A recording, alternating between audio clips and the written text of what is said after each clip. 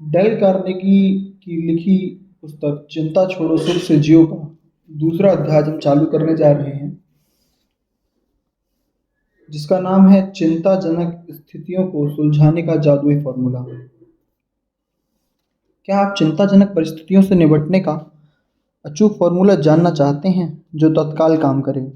एक ऐसा उपाय जिसे आप अभी आजमा सकते हैं। इससे पहले कि आप इस पुस्तक को आगे पढ़ें, तो मैं आपको वह तरीका बता सकता हूँ जिसे विलिस एच कैरियर ने अपनाया था।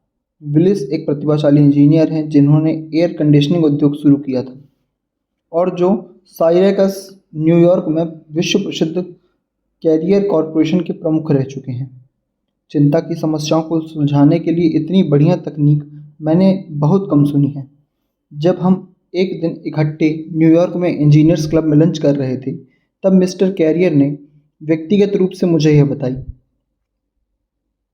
कैरियर ने कहा, मैं बफेलो, न्यूयॉर्क में बफेलो फोर्ज कंपनी का काम करता था।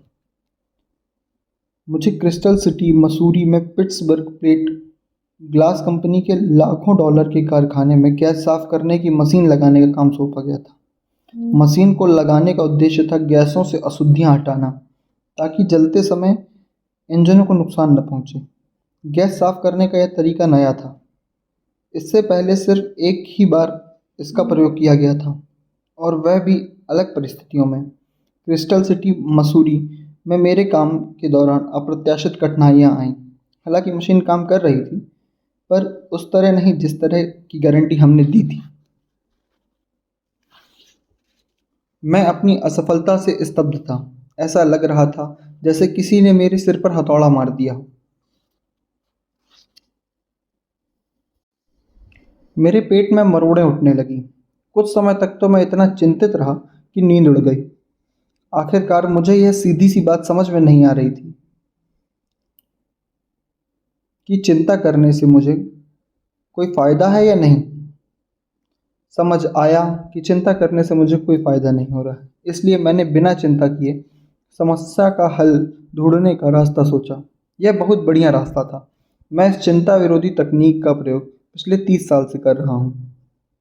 यह आसान है, कोई भी इसका प्रयोग कर सकता है। इसमें 3 कदम हैं। पहला कदम, मैंने बिना डरे ईमानदारी से स्थिति का विश्लेषण किया और अनुमान लगाया कि इस असफलता के परिणाम स्वरूप मेरे साथ बुरे से बुरा क्या हो सकता था। कोई मुझे जेल नहीं भेजने वाला था या फांसी पर नहीं लटकाने वाला था। यह बात तो तय थी। हालांकि यह हो सकता था कि मुझे नौकरी से निकाल दिया जाए, और इस बात की भी आशंका थी कि मेरी कंपनी को यह मशीन हटाना पड़े, जिससे उसे $20,000 का घाटा हो सकता था। दूसरा कदम, बुरे से बुरे परिणाम का अनुमान लगाने के बाद आवश्यकता पड़ने पर मैंने इसे स्वीकार करने के लिए खुद को तैयार किया। मैंने खुद से कहा, यह असफलता मेरे करियर को धक्का पहुंचाएगी और इससे मेरी नौकरी भी जा सकती है। परंतु अगर ऐसा होता भी है तो मुझे दूसरी नौकरी हमेशा मिल सकती है। स्थितियाँ और भी बुरी हो सकती थी, और जहाँ तक मेरी कंपनी का सवाल था, तो सब जानते थे कि हम गैस साफ करने की एक नई तकनीक पर प्रयोग कर रहे थे। अगर इस प्रयोग $20,000 का खर्च आता है, तो कंपनी इसे सहन कर सकती है। कंपनी इसे रिसर्च के खाते में डाल सकती है, क्योंकि यह एक प्रयोग था। बुरी से बुरी स्थिति का अनुमान लगाने और आवश्यकता पड़ने पर इसे स्वीकार करने के बाद एक महत्वपूर्ण बात हुई। मैं तत्काल शांत हो गया और काफ़ी दिनों के बाद मैंने पहली बार राहत की सांस ली। तीसरा कदम, इसके बाद मैंने पूरा समय और पूरी ऊर्जा शांति के साथ इस काम में लगाई कि उन बुरे से बुरे परिणामों को कैसे सुधारा जा सकता है, जिन्हें मैंने पहले ही मानसिक रूप से स्वीकार कर लिया था। मैंने अब ऐसे तरीके खोजने शुरू किए जिससे हम $20,000 के घाटे को कम कर सकते थे। मैंने कई परीक्षण किए और अंत में इस नतीजे पर पहुंचा कि अगर हम एक अतिरिक्त यंत्र खरीदने में $5,000 और खर्च कर दें तो हमारी समस्या सुलझ जाएगी। हमने ऐसा ही किया। कंपनी को $20,000 का घाटा होने की बजाय $15,000 का फ़ायदा हो गया। अगर मैं चिंता करता रहता तो शायद यह कभी नहीं हो पाता, क्योंकि चिंता के साथ बहुत बुरी बात यह है कि हम हमारी एकाग्रता की शक्ति को खत्म कर देती है। जब हम चिंता करते हैं तो हमारा दिमाग यहाँ से वहाँ हर तरफ भटकता रहता है, तथा हम निर्णय लेने की शक्ति खो देते हैं। परंतु जब हम बुरे से बुरे परिणाम का सामना करने के लिए खुद को विवश करते हैं और उसे मानसिक रूप से स्वीकार कर लेते हैं, तो हम इस स्थिति में आ जाते हैं कि अपनी समस्या पर पूरी एकाग्रता से विचार कर सकें। जो घटना मैंने बताई है वह कई साल पहले हुई, परंतु यह तकनीक मुझे इतने काम की लगी कि मैं जब से इसका लगातार प्रयोग कर रहा हूँ और इसी कारण मेरा जीवन चिंता से पूरी तरह मुक्त है। सवाल है यह है कि मनोवैज्ञानिक रूप से विलिस का जादुई फॉर्मूला इतना मूल्यवान और व्यवहारिक क्यों है? क्योंकि यह हमें उन बड़े काले बादलों से नीचे ले आता है जिनमें हम चिंता के अंधे होकर इधर-उधर भटकते हैं। यह हमारे पैरों को धरती पर अच्छी तरह कसकर जमा देता है। हम जानते हैं कि हम कहाँ खड़े हैं और अगर हमारे पैर के नीचे ठोस ज़मीन ना हो, तो हम दुनिया की किसी भी चीज़ के बारे में ठीक तरह से कैसे सोच सकते हैं। एप्लाइड साइकोलॉजी के पितामह प्रोफेसर विलियम जेम्स की मृत्यु 1910 में हो गई, परंतु अगर आज वे जिंदा होते और बुरे से बुरे का सामना करने के इस फॉर्मूले को सुनते, तो उन्होंने दिल से इसकी प्रशंसा ज़रूर की होती। मैं ऐसा कैसे कह सकता हूँ? इसलिए क्योंकि उन्होंने अपने विद्यार्थियों से कहा था, जो हो गया उसे स्वीकार कर लो, जो हो गया उसे स्वीकार कर लो, क्योंकि हो चुकी घटनाओं को स्वीकार करना ही दुर्भाग्य के परिणामों से उबरने का पहला कदम है। फिर से दोहरा रहा हूँ, जो हो गया है उसे स्वीकार कर लो, जो हो गया है उसे स्वीकार कर लो, क्योंकि हो चुकी घटनाओं को स्वीकार करना ही दुर्भाग्य के परिणामों से उबरने का पहला कदम है। यही विचार लिन यूटेंग ने अपनी लोकप्रिय पुस्तक द इम्पोर्टेंस ऑफ लिविंग में बताया है। यह चीनी दार्शनिक के अनुसार मन की सच्ची शांति बुरे से बुरे को स्वीकार करने से आती है। मुझे लगता है मनोवैज्ञानिक रूप से इसका अर्थ है ऊर्जा को मुक्त करना। बिल्कुल सही बात है। मनोवैज्ञानिक रूप से इसका अर्थ ऊर्जा को नए सिरे से मुक्त करना है। जब हम बुरे से बुरे को स्वीकार कर लेते हैं तो हमारे पास खोने के लिए कुछ नहीं रह जाता और इसका यह मतलब है कि हमारे पास पाने के लिए सब कुछ होता है। बुरे से बुरे का सामना करने के बाद, जैसा विलिस एच कैरियर ने बताया था, मैं तत्काल शांत हो गया और काफ़ी दिन के बाद मैंने पहली बार राहत की सांस ली। उसके बाद मैं सोच सका। समझदारी भरी बात लगती है ना? फिर भी लाखों करोड़ों लोग गुस्से और चिंता में अपनी ज़िंदगी बर्बाद कर लेते हैं सिर्फ इसलिए क्योंकि वे बुरे से बुरे परिणाम को स्वीकार नहीं कर पाते, उसे सुधारने की कोशिश नहीं करते। दुर्घटना से जितना बचा जा सकते हैं उसे बचाने से इनकार कर देते हैं।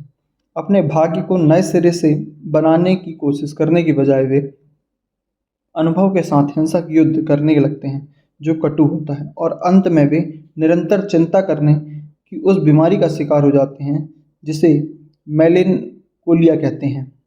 क्या आप देखना चाहेंगे कि किसी और व्यक्ति ने विलिस के जादुई फॉर्मूले को किस तरह अपनाया और अपनी समस्या पर इसका प्रयोग किस तरह किया? तो यह रहा न्यूयॉर्क के एक आइडल डीलर का उदाहरण, जो मेरी कक्षा का विद्यार्थी था। मुझे ब्लैकमेल किया जा रहा था। मुझे विश्वास नहीं हो रहा था कि यह संभव था, परंतु मुझे विश्वास नहीं हो रहा था कि फिल्मों के बाहर भी ऐसा हो सकता है, परंतु मुझे वाकई ब्लैकमेल किया जा रहा था। घटना यह थी, मैं जिस ऑयल कंपनी का मालिक था उसमें कई डिलीवरी ट्रक और कई ट्रक ड्राइवर थे। उस समय युद्ध के नियम लागू थे और ऑयल की उस मात्रा पर राशनिंग की जा रही थी जो हम अपने ग्राहकों को दे सकते थे। मैं यह नहीं जानता था कि हमारे कुछ ड्राइवर नियमित ग्राहकों को कम तेल दे रहे हैं और बचा हुआ तेल अपने खुद के ग्राहकों को बेच रहे थे। इस गैर कानूनी सौदेबाजी की पहली भनक मुझे तब लगी जब एक दिन एक आदमी मेरे पास आया और उसने अपने आप को सरकारी इंस्पेक्टर बताते हुए मुझसे चुप रहने की कीमत मांगी।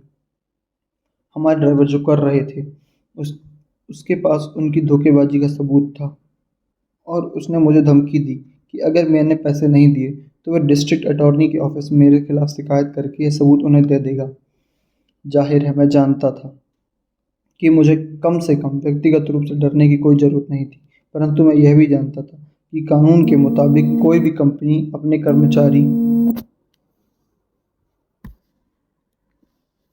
कर्मचारियों को के कामों के लिए जिम्मेदार होती है। यही नहीं, मैं यह भी जानता था कि अगर मामला अदालत में गया और अखबारों में छपा तो बुरे प्रचार की वजह से मेरा बिजनेस चौपट हो जाएगा और मुझे अपने बिजनेस पर नाज था। इसे मेरे पिताजी ने 24 साल पहले शुरू किया था। मैं चिंता में इतना घुलने लगा कि बीमार पड़ गया। मैंने 3 दिन और 3 रातों तक कुछ नहीं खाया, ना ही सो पाया। मैं गोल गोल घूम रहा था। क्या मैं उस आदमी को $5,000 दे दूं, या फिर उससे साफ साफ कह दूं कि उसे जो बुरे से बुरा करना है कर ले। दोनों ही विकल्प का अंत बुरे सपने की तरह होता दिख रहा था। तभी रविवार की रात को मैंने अपनी how to stop worrying booklet खोली, जो मुझे पब्लिक स्पीकिंग की कार्नेगी क्लास में मिली थी। मैंने इसे पढ़ना शुरू किया और विलिस की कहानी पढ़ी।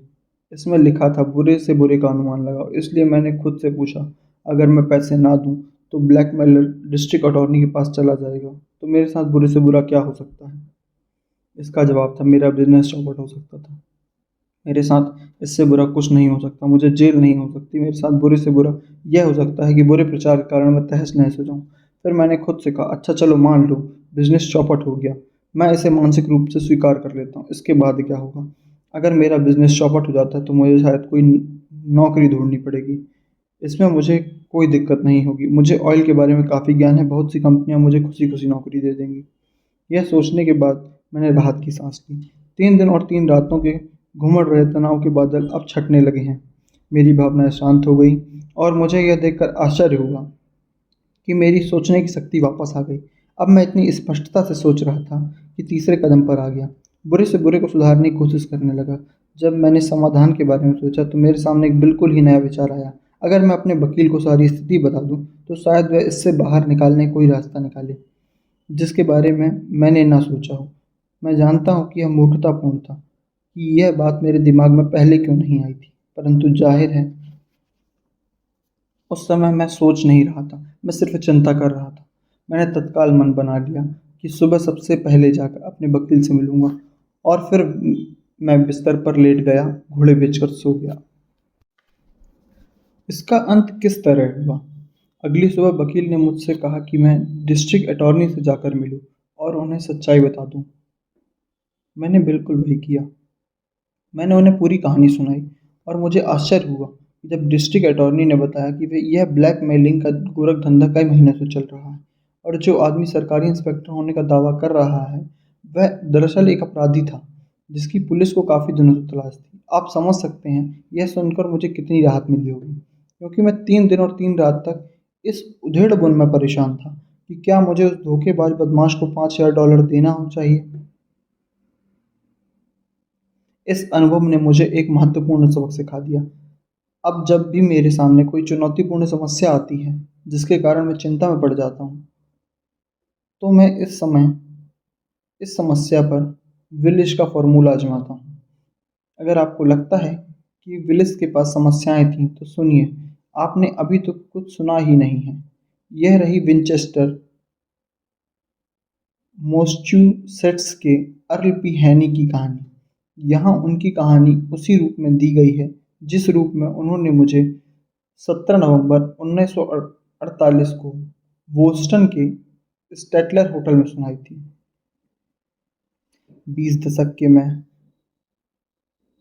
इतना चिंतित रहता था कि मेरे अमाशय की परत में अल्सर होने लगे थे। एक रात मुझे भयानक रक्तस्राव होने लगा। मुझे तत्काल अस्पताल पहुंचाया गया, जो north western university of Chicago के स्कूल ऑफ मेडिसिन से जुड़ा है। मेरा वजन 175 पाउंड से कम होकर 90 पाउंड रह गया। मैं इतना बीमार था कि मुझे चेतावनी दी गई कि आप हाथ भी ना उठाऊं। एक प्रख्यात अल्सर विशेषज्ञ सहित 3 डॉक्टरों ने कहा कि मेरी बीमारी लाइलाज है। मैं दवाओं के दम पर जिंदा रहा और हर घंटे दिए जाने वाले 1 चम्मच आधे दूध और आधी क्रीम पर हर रात और हर सुबह एक नर्स मेरे अमाशय में रबर की एक नली डालती थी और उसकी सामग्री बाहर निकाल लेती। यह महीनों तक चलता रहा। आखिरकार मैंने खुद से कहा, देखो अर्लहनी, अगर तुम भविष्य में घिसटती हुई मौतों के अलावा कुछ नहीं देख सकते तो तुम्हारे पास जो थोड़ा सा समय बचा है, क्यों ना उसका अधिकतम आनंद उठाया जाए। तुम्हारी हसरत थी कि मरने से पहले दुनिया की सैर करोगी, इसलिए अगर तुम्हें यह सैर करना है तो इसे अभी करना होगा। जब मैंने डॉक्टर को बताया कि मैं दुनिया की सैर करने जा रहा हूँ और दिन में 2 बार अपने खुद के आमाशय को पंप करने जा रहा हूँ, तो वे चौंक गए। असंभव! उन्होंने इस तरह की चीज़ कभी नहीं सुनी थी। उन्होंने चेतावनी दी कि अगर मैं दुनिया की सैर शुरू की तो मेरा शरीर समुद्र में दफन होगा। मैंने जब दिया, नहीं ऐसा नहीं होगा। मैंने जवाब दिया, दिया, नहीं ऐसा नहीं होगा। मैंने अपने रिश्तेदारों से वादा किया कि मैं ब्रोकन बाउ, नेब्रास्का के पारिवारिक कब्रिस्तान में दफनाया जाऊंगा। इसलिए अपना ताबूत अपने साथ ले जा रहा हूँ। मैंने एक ताबूत का इंतजाम किया, इसे जहाज पर रखवाया और फिर स्टीम शिप कंपनी के साथ इस तरह की व्यवस्था की कि मेरी मौत की स्थिति में भी लोग मेरी लाश को बर्फ के कंपार्टमेंट में रख देंगे और तब तक वहाँ रखेंगे जब तक कि जहाज घर वापस नहीं लौट आता। मेरा सफ़र शुरू हो गया और मेरे अंदर बूढ़े उम्र खयाम की आत्मा मचल रही थी। जो हमारे सामने है उसका पूरा आनंद ले लो, इससे पहले कि हम मिट्टी में मिल जाएं। माटी मिलेगी माटी में और माटी के नीचे दब जाएगी, बिना शराब, बिना गीत, बिना साकी और बिना अंत के। जिस पल मैं लॉस एंजलिस में पूर्वी देशों की ओर जा रहे एसएस प्रेसिडेंट एडम्स नाम के जहाज पर सवार हुआ, मैं बेहतर महसूस करने लगा। धीरे धीरे मैंने दवाई लेना और आमाशय पंप करना बंद किया। मैं जल्दी ही सब तरह का भोजन कर रहा था, यहाँ तक कि अजीब से स्थानीय पकवान और दव भी जो मेरी मौत की गारंटी थे। कई सप्ताह गुजर जाने के बाद मैं लंबे काले सिगार भी पीने लगा और मैंने हाई बॉल्स भी पी। मैं इतना आनंद लिया जो कई वर्षों से नहीं लिया था। हम मानसून और तूफानों से भी टकराए जिन्होंने मुझे ताबूत में पहुंचा दिया होता अगर मैं डरा होता। परंतु मुझे इस सारे रोमांच में बड़ा मज़ा आ रहा था। मैंने जहाज पर खेल खेले, गीत गाए, नए दोस्त बनाए और आधी रात तक जागा। जब हम चीन और भारत पहुंचे तो मैंने महसूस किया कि जिन बिजनेस समस्याओं से मैं घर पर अतीत से जूझ रहा था, वे पूर्वी देशों की गरीबी और भूख से तुलना करने पर तो स्वर्ग की तरह हैं। मैंने मूर्खतापूर्ण चिंता की आदत खत्म कर दी और मुझे लगने लगा अमेरिका लौटने पर तो मेरा वजन 90 पाउंड बढ़ चुका था और मैं लगभग भूल चुका था कि मेरे आमाशय में कभी अल्सर भी थे। मैंने अपनी ज़िंदगी में कभी इतना स्वस्थ अनुभव नहीं किया। मैं दोबारा अपने बिजनेस में काम करने लगा और तब से एक दिन भी बीमार नहीं रहा। अर्ल पी हैनी ने मुझे बताया कि वे अचेतन रूप से उन्हीं सिद्धांतों का प्रयोग कर रहे थे जिनका प्रयोग विलिस ने चिंता को जीतने के लिए किया था। सबसे पहले मैंने खुद से पूछा, बुरे से बुरा क्या हो सकता है? इसका जवाब था मौत। दूसरे, मैंने मौत को स्वीकार करने के लिए खुद को तैयार किया। मुझे यह करना ही था, मेरे पास कोई विकल्प नहीं था। डॉक्टरों का कहना था कि मेरी बीमारी लाइलाज थी। तीसरा, मैंने मौत को स्वीकार करने के लिए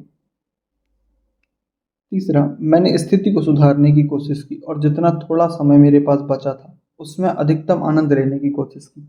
अगर मैं उस जहाज पर चढ़ने के बाद भी चिंता करता रहता, तो इसमें कोई संदेह नहीं है कि मेरी वापसी यात्रा ताबूत के अंदर ही होती। परंतु मैं आराम करने से और आराम से रहने लगा। मैंने अपनी ज़िंदगी की सारी मुश्किलों को भुला दिया। मन की इस शांति ने मुझे नई ऊर्जा दी, जिसने दरअसल मेरा जीवन बचा लिया। तो नियम नंबर 2 है, अगर आपके सामने चिंता करने वाली समस्या है, तो विलिस के जादुई फॉर्मूले के हिसाब से 3 काम कीजिए। पहला, खुद से पूछें, बुरे से बुरा क्या हो सकता है? दूसरा, अगर ज़रूरत पड़े तो उसे स्वीकार करने के लिए तैयार रहें। तीसरा, फिर शांति से बुरे को सुधारने की कोशिश करें। दूसरा अध्याय समाप्त।